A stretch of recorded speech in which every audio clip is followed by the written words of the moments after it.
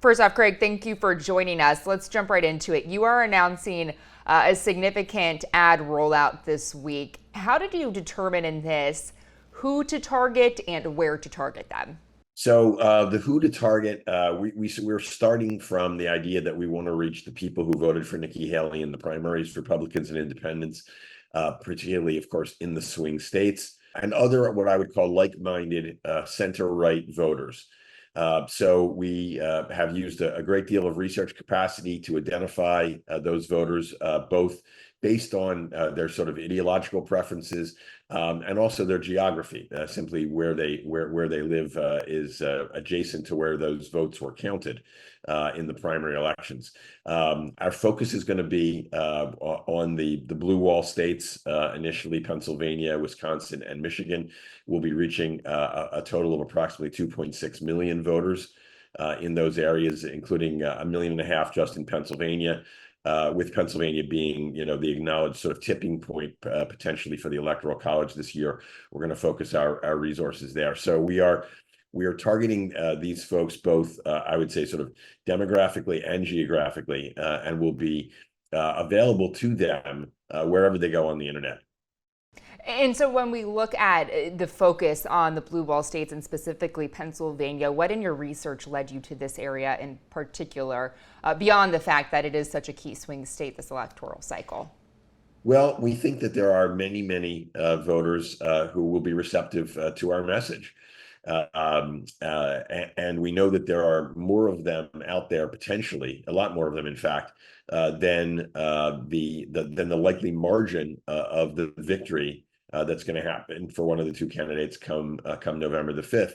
Pennsylvania was decided in 2016 by only 40,000 votes, approximately, and about 80,000 votes in 2020. But there were 158,000 Haley voters in the primary, and we believe there are at least another 150,000, perhaps more, who are like-minded.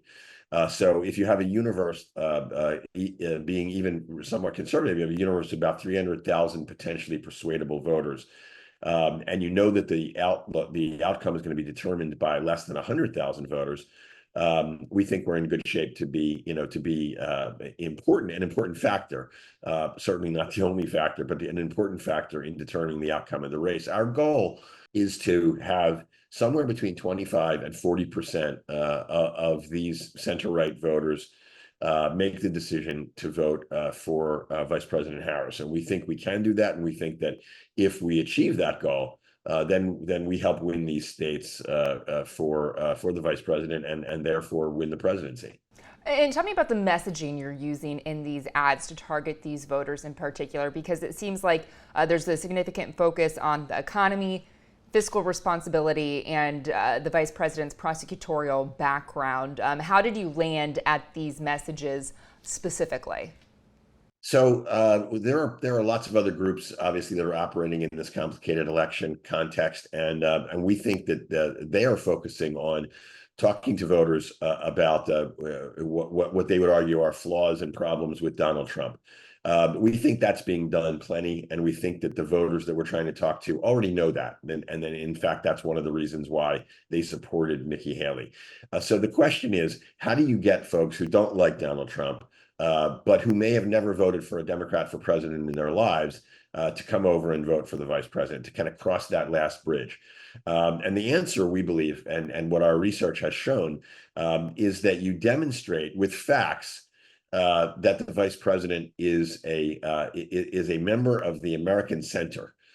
She may be center left, and these voters may be center right, but the key is that they can meet in the center and find some common ground, and particularly on major issues like fiscal responsibility and closing the border, being tough on crime. These are all things that are facts about the vice president's record, and we believe that a lot of these voters may not know them, they may not hear them from right-wing media. When they're exposed to these facts, what our research shows is that when they're exposed to these facts, it has a measurable effect on their vote behavior and getting them to be willing to cast that vote for a Democrat for president where they may never have done it before.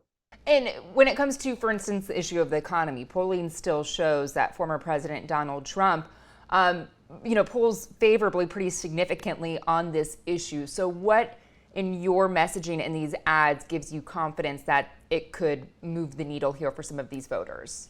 So we think that what that polling reflects is a kind of nostalgia for 2019.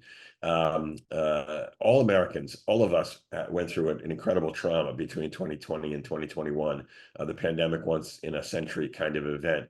And there is a nostalgia for the way things were, or the way that we remember them as being before the pandemic. But the facts are, and we present these facts in our advertising, is that Donald Trump's current plan for a national sales tax would have an enormous inflationary effect, and his plan for huge additional tax cuts would have an enormous deficit effect.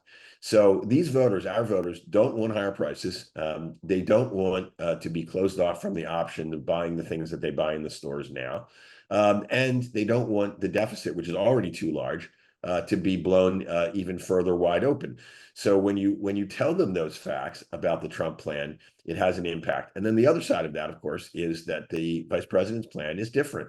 It has been scored by all major economists to have a much more beneficial effect in terms of the deficit as compared to Trump.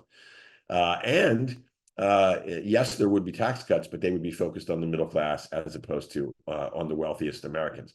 So again, our campaign is really an educational campaign as much as an advocacy campaign. We think when you show these voters these basic facts, that it gets them to make what we believe is the right decision.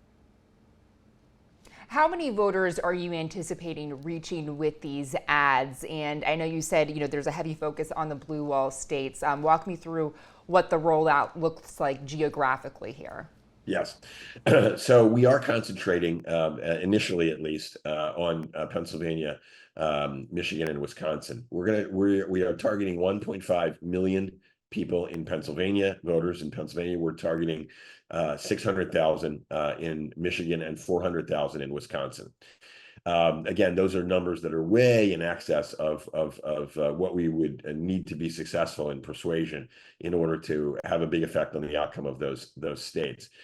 Our voters will see the advertising when they're on social media, Meta, and so on, when they are streaming on services like Max, when they are on YouTube, and importantly, although it may sound sort of counterintuitive, importantly, when they're on gaming systems, because that is a place where people actually pay a lot of attention to advertising. And what about the Sun Belt states? Is there a plan to eventually introduce this this digital ad campaign to the voters there as well? So I should say that even from the beginning, we will be running in the Sun Belt states, just at lower numbers of targets. You'll be talking about tens of thousands as opposed to hundreds of thousands in the beginning. As our fundraising continues, we'd like to expand those numbers, but we will have a presence in the other swing states, the Sun Belt states, from the very beginning. And given that the name of this group is Haley Voters for Harris, and you have former South Carolina Governor Nikki Haley, who, over the summer threw her support behind Trump, how do you overcome her endorsement of that and your guys' messaging with this?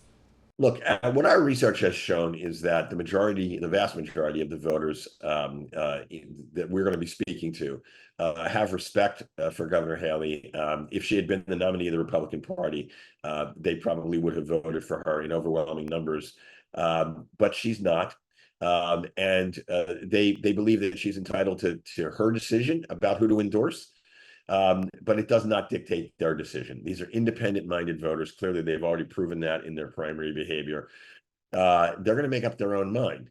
I think a lot of them believe that her decision to endorse President Trump is based on her personal desires to have a bigger place in the Republican Party in the future. And that's not something they care about as voters. They care about making the right decision in 2024.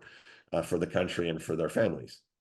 And it struck me in these ads, a lot of the people talking in this are what the ads label as lifelong Republicans or conservatives or previous Trump voters. How did you determine that these messengers were the best messengers for this? Well, I'm glad you brought that up because I think the messengers are in some ways equally important to the message itself. The Harris campaign has been making a concerted effort to reach out and to try to build a coalition with center-right voters and Republicans.